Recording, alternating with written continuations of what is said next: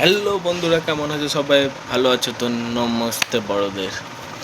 ট্রেনে করে কাজে আসছিলাম ভাই, চাকাচাক ভিড় ছিল ট্রেনে, ঠিক মতো দাঁড়ানোর জায়গা ছিল না। তার মধ্যে এক বোকাচুদা আমার সামনে পড়ে গেছে। কি বলবো ভাই, কি বিরক্তিকর। হোমো টলের দোষ থাকে যাদের না, এরম পাবলিকের সামনে পড়ে গেলে কি বিরক্তিকর লাগে, সেটা যখন পড়বে তখনই বুঝতে হবে। আশা করি না পড়ো। আমি পড়েছি তাই শেয়ার করছি তোমাদের সাথে, ভিডিওটাও দেখে নাও।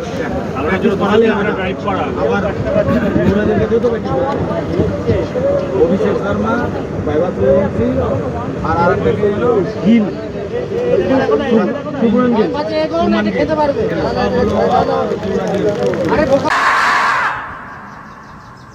কি বলবে এদের, কি বলবে? এরা শালা ট্রেনে উঠে লোকের টুনটুনি ধরে টানাটানি। ভাই ভবিষ্যৎ রে, এটাই ভবিষ্যৎ। সামনে বিয়ে থা যদি করি, এটাই ভবিষ্যৎ।